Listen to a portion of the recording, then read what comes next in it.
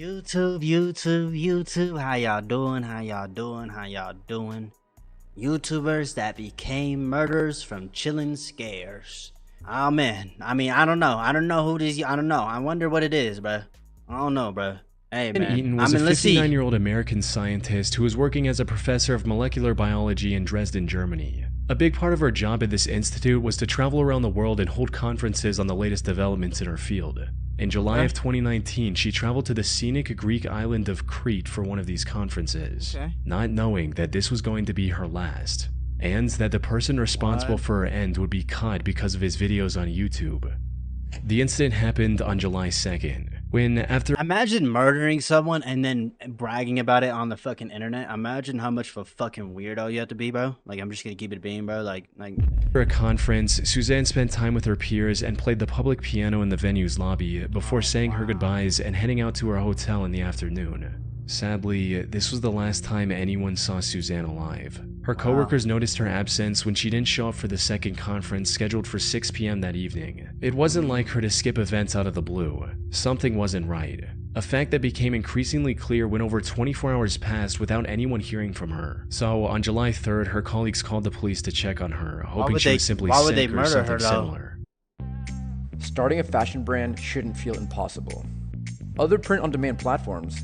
However, when officers arrived at her hotel room, no one answered the door. They acquired a spare key from the hotel management and went inside, only to find the room completely empty and undisturbed. All of Suzanne's belongings were also still in the room. The only things missing were her running shoes and a set of exercise clothes. Those who knew her immediately— She probably went for a run. Understood what this meant. You see, in addition to her academic prowess and piano expertise, Suzanne was also an athlete at heart. She was a double black belt in Taekwondo, and despite her age, loved going on a run every day. Knowing this helped investigators narrow down what might have happened to her. Put simply, she likely went on a run soon after returning to her hotel on July 2nd, and something went wrong after that. She wasn't super familiar with the area, and to make matters worse, the weather was uncomfortably hot that afternoon. There was a strong possibility she collapsed from the heat or something else along those lines. After putting this together, the Crete police immediately dispatched a search and rescue team in the area surrounding her hotel and around popular running trails. Her family even traveled to Crete and put a €50,000 reward for anyone who could help find Suzanne. Unfortunately, Suzanne was nowhere to be found. That is until 5 days later, on July 8th, when two young men were exploring one of the abandoned World War II Nazi bunkers scattered across Crete. Around 200 meters in, one of them noticed a piece of burlap covering something on the ground. They picked it up from one end to see what was underneath, and what they found was the aftermath of one of the most horrific crimes in Crete's recent history. The burlap was covering the bloody remains of Suzanne Eaton. A later autopsy report discovered that Suzanne had several broken ribs, multiple fractures throughout her body, a missing ear, and much, much more. Whatever happened to her certainly was not an accident. The investigators began searching for clues, and fortunately it didn't— They might have been interrogating her or some take long for them to make their first major breakthrough. A set of car tire tracks leading up to the entrance of the bunker. Analyzing these tracks allowed investigators to find the car responsible for transporting Suzanne's remains to that bunker. It belonged to 27-year-old Yanis Paraskakis, a local sheep farmer. But when questioned, Yanis feigned ignorance and claimed that him driving through that area on that day was nothing more than a coincidence. He went as far as to say that he didn't even know about the existence of that bunker, a lie that would eventually lead to his arrest. You see, Yanis had a dream to become a successful YouTuber. He started a channel with his own name in 2012 and began posting videos. However, if you go to his channel today, all you'll find are 3 videos of him performing an ancient Chinese martial art and meditation technique called Qigong. That's because a couple days before Suzanne's body was discovered, Yanis deleted every other video on his channel. And once authorities recovered some of these deleted videos, it became clear why. You see, most of these deleted videos involved Yanis— You can never permanently delete a video off the internet, bro. It'll always be on there, bro. Exploring abandoned World War II just because you delete a message or you delete a video, that doesn't mean you can still find it, bro. Bunkers, including the one where Suzanne's nothing truly ever discovered. gets deleted. This contradiction gave the authorities the go-ahead to formally arrest him on July 15. It also allowed them to investigate him further, and the evidence they discovered was overwhelming. As it turned out, the land where this bunker was located was owned by Yanis's family. Investigators also found traces of Suzanne's blood in his car's trunk. Shit. When confronted with this evidence, Giannis cracked and told the whole story. According to him, he saw Suzanne running down the road and something came over him. He hit her with his car twice before putting her in his car, driving to the bunker and ending her life there. Why, he later though? changed his story to where he was compelled to commit this crime by a demon. Unfortunately, that boy lying like shit. For him, the jury didn't buy this one bit and sentenced him to life in prison without the possibility of parole in 2020. Now, this should have been the end of Giannis' story, but from what I've seen, there's more to his actions than just this one crime he was convicted of. The thing is, Giannis presented his vile act as a crime of opportunity, something he did completely out of nowhere. However, there's evidence to suggest that Giannis might be a full-blown serial killer. For instance, he was apparently detained by the police twice. Not a smart one either. Bro's a psychopath. Before, once for arson and once for animal cruelty, both of which... Oh yeah, yep. Those are the signs, man. Those are the fucking signs. This nigga is a sociopath or a psychopath. One of the two, bruh. God damn, look at the way he's looking at the camera, bruh. That boy is not scared to be in that area by himself in the fucking dark. Nah, there's something about you we don't know about. Are well-known early behaviors of serial killers. After his arrest, several other women also came forward, testifying that he had tried to run them over with his car as well in the past. So, nigga probably shoots like cats or shit. Suzanne was more than likely not his first victim. However, the most solid evidence against Giannis is in one of the deleted videos he uploaded to YouTube. Yeah, nothing ever gets fully deleted, you dumbass niggas, bro. In it, we can see some very human-looking bones scattered throughout the same bunker Suzanne was discovered in. These bones were never discovered by the authorities, suggesting they might have been removed by Giannis to hide evidence. But what makes this truly disturbing is what his friend says at one point in the same video. This roughly translates into, "Is this where you left that old guy?" Insinuating that Giannis had disposed of one of his previous victims in the same bunker before. And if that is the case, one can only wonder how many other people Giannis has killed over the years. This nigga moving like fucking GTA character, bro.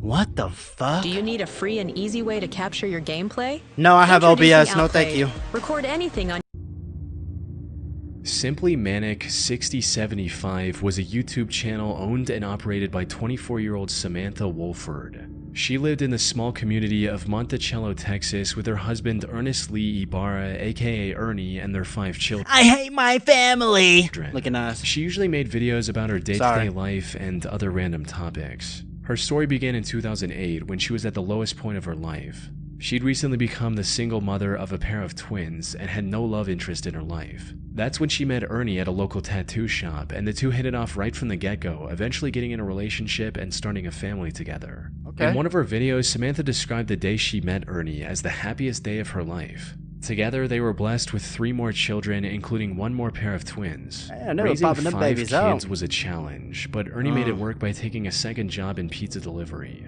So, while they had endured tough times... Pizza do sound good right now, I'm not gonna lie, bro. Together, how could the story get Ernie, worse, though, and their for real, 5 though? children What the fuck appeared is to be this? the perfect loving family. However, while being a stay-at-home mother was all she could do at the time, Samantha still had a dream of becoming a famous actress one day. I've always wanted to be an actress. I think it is so much fun. I've been extras in movies. I've had small parts in like short films. It is so much fun, and it is so beautiful. It is one of the most amazing forms of art ever, to be able to express yourself that way. I think it's amazing. So, in October 2010, she created her YouTube channel and started posting videos, hoping to become a popular YouTuber and fulfill her dream on the internet instead. Well, she ruined her own life. And things were going surprisingly okay in the beginning. Samantha would post new videos whenever she had something new to say. And while most of her videos struggled to get past 100 views at the time, the few viewers she had were enough to keep her going. But as time passed on, her passion for making videos turned into an obsession. She started spending more of her time on making videos than her family, putting even more pressure on an already stressed out Ernie. Around 2014, she also started accusing Ernie of hurting her in her videos, hinting at just how bad their relationship was going. But then, after posting a seemingly random video in March of 2014, Samantha mysteriously vanished from the internet. Maybe she lost interest in YouTube or just wanted to focus on her family again. She No murdered one knew the nigga and exactly why disappeared. she quit so abruptly. Then, on the 20th of February 2015, viewers finally received the update they were waiting for. Unfortunately, it was far more tragic than anyone could have imagined. Ooh. It started with the Texas police receiving a call from one of Samantha's aunts asking them to save her niece's life. Cause County 911, what's your emergency? I have a home invasion. My niece is tied up. I am at the verge of untying my niece at this particular moment. Okay, she's tied up. She is tied up and gagged. And gagged? Is that what Yes, you said? ma'am. Is there anybody else there? Where are the kids? We have 5 small infants asleep. Apparently, Fuck. 3 masked men broke into their home in the middle of the night and attacked the couple while they were asleep. The intruders then tied Samantha in her bedroom and after hitting him with a gun a few times, kidnapped Ernie. Samantha somehow managed to get her ties loose enough to call her aunt, who then contacted the police after arriving at Samantha's home herself. Why didn't she call the police? By the time officers arrived, Samantha's aunt had set her free from the restraints. The kids were fortunately safe as well. Okay. However, what made this whole situation strange was that the intruders didn't take anything else from their home besides Ernie. And from the people who knew him personally, Ernie wasn't the type of guy to make enemies with dangerous people. Put simply, investigators sensed something fishy She with set the him whole up. situation. Yeah, why didn't But she- all that paled in comparison to the main objective, which was to save Ernie as soon as possible. Unfortunately, Samantha didn't know anything that could give investigators their first clue. With no other option, the officers took Samantha to the station for further questioning, hoping to extract any useful information they could from her. But what none of them Nah, she bullshitting. expected was that Samantha would change up her story completely after entering the interrogation room. Where before she didn't know bullshitting, anything bro. about the assailants, now she had the name of a potential suspect, John Rebel. As Samantha's story goes, she was talking to her friend about Ernie's supposed attacks on Samantha, when suddenly a man with the pseudonym John Rebel overheard their conversation and started talking about how a man shouldn't treat a woman that way and that he was going to handle the situation. Well, as it turned out, the name John Rebel actually belonged to someone, a man named Jonathan Sanford. The police found and arrested John not long after Samantha gave out his name, right alongside his 2 accomplices, Jose Ponce and Octavius Rhymes. Surprisingly, Jonathan put up little to no resistance and immediately confessed to kidnapping Ernie. He also confirmed the worst possible outcome, that by the time the police got involved, Ernie was already dead. The 3 took him to a secluded forest and executed him with She set him up. 1 shot to the back of his head. However, even after learning all this, one question remained. Why? Why would 3 men who didn't even know Ernie kidnap him from his home like that? Every answer to this question pointed back to Samantha, who kept denying any involvement.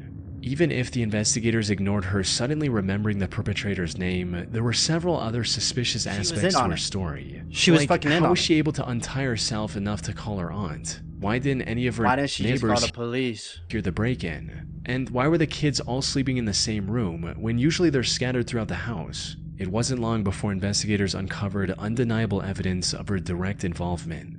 This included instruction messages she sent to Octavius when the officers were trying to call Ernie's phone, which he had on him. Okay. These read, "Kill his phone, shut that down, ditch phone, move."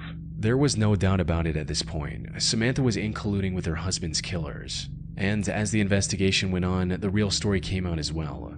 Samantha had apparently become addicted to the idea of becoming a famous YouTuber, and her neglect of the kids became a constant source of fighting between the couple. She was trying to find a way to get rid of that nigga. But instead of resolving the issue like a responsible adult, Samantha colluded with her friend's boyfriend to hatch a cartoonishly evil scheme to get rid of Ernie. They first wanted to plant hard drugs in his car and get him arrested, but later made the heartless decision that taking his life would be much easier. There's also a chance that Samantha went with the murder plan because it would have brought her more attention on YouTube. She was eventually sentenced to 149 years in prison for killing her own husband, leaving her 5 children completely orphaned in the process. Wow. What a sick piece of shit, bro. Yeah, I'm an AI, but I'm here to talk apps. Real apps you can build in minutes with basic YouTube, why the fuck do we have AI fucking sponsors on ads on YouTube now? before. This I'm gonna tell y'all something. This AI shit's gonna get out of control, bro. It really is. Diana Lovejoy was a successful technical writer living in the town of Carlsbad, California with her husband Okay. Greg Mulvihill. However, while her corporate job paid the bills, Diana's true passion was becoming a triathlon athlete and documenting her journey on video, resulting in her eventually starting her own fitness blog called Lovejoy Fitness and a YouTube channel by the name of Heavy DJ. She started this channel all the way back in 2008 and over the years used it to document various parts of her life. From meeting her parents after a long time to going scuba diving with her husband. At one point, she even tried to become a cooking show host of sorts. Doesn't that smell nice? Unfortunately, her channel never really took off, forcing her to eventually cut her losses. She kept on trying a bunch of new things. Just stick with one thing, bro. She over here, she's trying to be a cooking YouTuber, to this, to that, to be in a triathlon. You know, I feel like that's part of the reason why her channel just never took off. And move on with her life in March of 2012. Or at least that's what it looked like from the outside. In reality, Diana's reason for abandoning her YouTube channel was kind of wholesome. You see, Diana and Greg had been trying for a baby for years by this point. Tragically, Diana had suffered 8 different miscarriages and was quickly losing hope. But then in September of 2012, the two were blessed with a perfectly healthy baby boy, marking an end to their struggle. However, what should have been a moment of celebration started a downward spiral of lies and betrayals, eventually culminating in an assassination attempt. Things started going downhill when just a few months after the birth of their son, Greg lost his job, leaving Diana as the sole breadwinner. The stress of the previous miscarriages, combined with the crushing weight of having to support a family in an extremely expensive city all on her own, spelled disaster for their marriage. It wasn't long before the two were constantly fighting with each other. Things escalated even further on July 9, 2014, when Greg returned home only to see a police officer waiting for him at the door. The officer explained that Greg wasn't allowed to enter his own home because, as it turned out, Diana had accused him of attacking both her and their son. What followed was a nearly 2-year-long divorce mediation, during which the investigators found no evidence supporting Diana's accusations, allowing Greg to get a 50-50 custody of their son. Diana was also ordered to pay $120,000 as a part of their divorce settlement. Ooh. Why didn't she just divorce? What like, oh my goodness, bro. These people are so fucking weird, bro. In late 2015. But before the divorce could be finalized, Greg received a phone call from an anonymous number that changed everything. The voice on the other end claimed to be a private investigator Diana had hired recently. And according to this investigator, he already had solid proof of the attack claims Diana had made against Greg. But for some unknown reason, he wanted to help Greg win the case, so he claimed to have left the documents taped to a power pole located on a small hiking trail near Greg's home. Greg naturally found this whole thing pretty suspicious and decided to take one of his friends with him to the pole on the night of September 4th, 2016. Sadly, despite his suspicions, he failed to grasp the true intentions of the strangely helpful private detective. He was set up. Yeah, my friend has just been shot. Do you know who shot him? There's a guy lying down like a sniper. A sniper? What kind of story is this? Who would want to kill this guy like that, though? Did you see him at all? Briefly, we saw the gun, and he shot at us like 6 or 7 times. When Greg reached the pole, a sniper opened fire on him, shooting him clean through the chest. Fortunately, the bullet missed his heart by mere inches, giving him a second chance at life. By the time the police arrived, the shooter had already fled the crime scene. But a quick survey of the area allowed the investigators to uncover a pair of towels the shooter left behind. Running a DNA test on these towels led to a man named Weldon McDavid, Diana's shooting instructor. Weldon tried to deny any involvement at first, but the evidence against him was overwhelming. After a thorough search, investigators were able to find another set of the same towels at Diana's place as well. They had also received CCTV footage of Diana buying the burner phone Weldon later used to lure Greg into the secluded area. She set him up. Importantly, investigators also found the gun Weldon used on Greg, hidden in the rafters of his garage. What a crazy bitch. By this point, it was clear that Diana was the one who wanted to get rid of Greg, likely to avoid paying the divorce settlement and keep full custody of her son. Diana and Weldon were arrested for the attempted assassination on Greg Mulvihill and tried for their crimes in November 2017. Both were found guilty, with Diana sentenced to 26 years to life. Bro, look at her face. And Weldon to a harsher 50 years to life. The only silver lining in this entire case is that Greg was able to make a full recovery and is now living with his son. Nice.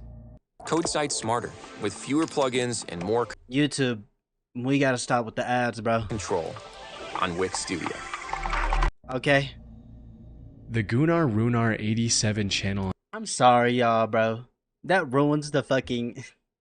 that ruins the whole atmosphere of this video when that shit pops up. I'm so sorry, y'all, bro. On YouTube seems oddly wholesome at first glance. It's owned by an Icelandic boy named Gunnar Runar Sigthorsson and contains a single 3.5-minute video of him confessing his feelings to the girl he loves. The title translates to English as My Confession to Hildur. In it, he says things like, Hún á nefna sérstakasta manneskja sem ég nokkuð tímann hitt. Ég verð svo ótrúlega glaður. Nobody is special. Nobody is special. Hey, Mufasa, you're pushing my monitor and everything, girl. Damn. You bugging, Mufasa. Það þarf ekki meira. Og It's a bit However, this seemingly heartfelt love letter turned out to be the key to solving one of the most horrific crimes in recent Icelandic history. And it all led back to Gunnar and the troubled life he had as a child. You see, Gunnar didn't have a mother growing up, resulting in him getting extremely close with his father. However, on the night of September 20th, 1996, when Gunnar was just 9 years old, his father decided to end it all using a gun. What made this already messed up situation even worse was the fact that Gunnar was in the room with his father and witnessed everything. Unsurprisingly, this took a heavy toll on Gunnar's mental health. He withdrew from the world and refused to accept his father's death as reality. Everything seemed hopeless for Gunnar. That is until primary school, when he met a girl named Hildur and instantly became infatuated with her. He'd admired her throughout school and into adulthood, but never found the courage to make a move, fearing he'd lose his only close friend. However, things changed in 2009 when Hildur got engaged to a man named Hannes. Oh my goodness, oh my goodness, oh my goodness, oh my goodness, oh my goodness, oh my goodness. He killed him. He killed him. There's no way. Bro, oh my goodness, bro. He killed the nigga, bro. There's other women, dude. There's other women, dude. You didn't have to murder nobody. This gave Gunnar the push to do something about his feelings. But given his shy personality, he still couldn't confront Hildur directly. So, in March of 2009, he created a YouTube channel and uploaded his confession on there. Hildur never reciprocated his feelings, but the two remained friends. Even Hannes, Hildur's now husband, didn't seem to mind Gunnar's company. Something he likely regretted deeply just a... Nah, you should have cut him off. Like, you don't... No, you gotta cut a nigga off, bro. If you have a friend, you... Like, y'all got like, you cannot let a nigga that you know likes you around your marriage. Especially when you're already involved in a relationship. Like, this kind of shit happens because of that. You gotta learn how to, cut off somebody, bro. A year later. It all went down on the 14th of August 2010. Hildur was invited to a party that Gunnar was attending as well. But things got a bit out of hand and Hildur ended up drinking too much and passing out. Given their closeness, the task of getting her home safely was handed to Gunnar. But instead of dropping her off at Hannes' house like he should have, Gunnar took her to his own home. By the time Hildur woke up, it was already morning. She was understandably furious with Gunnar and immediately called one of her friends to drive her home. But nothing could have prepared Hildur for the horrific scene she witnessed on the other side of her front door. Her husband Hannes was lying on the top of the staircase near their bedroom, submerged in a pool of his own blood. She ran outside and called the authorities. Sadly, it was already too late. Hannes had received over 20 stab wounds on his body, from his arms and legs to the back of his neck, and... Nah, you dating a girl, bro, and she got a friend that you know likes her, you gotta tell her to, hey, cut that nigga off, bro. You gotta tell her, you cannot do that, bro. No, I know y'all probably be like, well...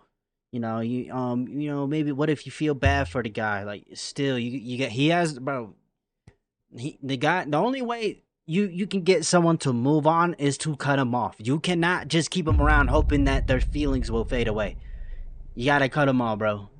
That's just me though. Was long dead by the time Hilder found him. Yeah, Given that's his condition, his death was insane. ruled a homicide, and investigators wasted no time in looking for the killer. Fuck. And while they initially suspected one of his business rivals of committing this horrific crime, it didn't take long for investigators to find Gunnar's video confession to Hilder and bring him in for questioning. Gunnar denied knowing anything about it and was eventually let go due to lack of evidence. Okay. Fortunately, not all hope was lost, because not long after that, investigators found a bloody shoe print next to Hannes's bed. Oh. Looking deeper into this print revealed that it belonged to a pair of limited edition Adidas shoes. At the time, there were only 18 of these specific shoes in all of Iceland, and Gunnar just so happened to own one of these pairs. This was enough evidence to detain him once again. This also gave investigators the authority to do a thorough search of his belongings. You wanna know what's funny? He would have actually gotten away with it if they didn't find his shoes. Resulting in That's them finding insane. residue of Hannes's blood on his shoes, Oh as my well as in his fucking- car. oh my Once presented nah. with this evidence, Gunnar confessed to the murder. He also revealed that he'd been planning it for months, and even Wow. shoplifted the items he intended to use to avoid purchase records linking back to him. You didn't And think while smart he didn't enough. admit to it, Hilder also suspected him of spiking her drink that night, since she usually never passed out like that. After committing the crime, he also drove to a nearby pier and dumped items used in the crime into the sea to get rid of any evidence. Nah. It was a well thought out plan. It since was. He was only caught because the garbage bag he used to hide his shoe prints tore open as he walked. As for his motive, it was just as everyone had expected, with him Damn. making it clear during the He investigation. actually almost got away with that shit. Stating, "I loved Hilder. She was supposed to be with me. She was not supposed to be with him." Surprisingly, he was found not guilty during his first trial on March 1, 2011 by reason of Oh, insanity brother. stemming from his messed up childhood. However, the prosecution argued that he was fully aware of his actions and Oh, he escalated was. the case to the Supreme Court of I you know, watching somebody close to you, you know, die like that, you know, that's gotta fuck with you. But, you know, it's sad, man. Iceland. Gunnar was found guilty on this second trial and was sentenced to 16 years in prison. This was already lenient given the brutality of his crime, yet he ended up serving only half of that sentence as well. He was released under supervision in July 2019 and now works Okay. at a local warehouse. Oh, wow. So that boy's alive and well. Oh, shit. He must have turned his life around then. There's no way. He must have. There's no way. I hope he did. Hey, man. Anybody can be forgiven. You know what I mean? You know, that these videos, I mean, like, you would have never expected it, bro. Like, you know, people, you know, when they're desperate, they're willing to do anything. You know, and so, I mean, it's sad, bro. It's sad, you know. But, I mean, at the end of the day, you know, I hope y'all have a good breakfast, a good dinner, a good night. I love y'all, man. You know, this, you know, this is sad, man. Peace.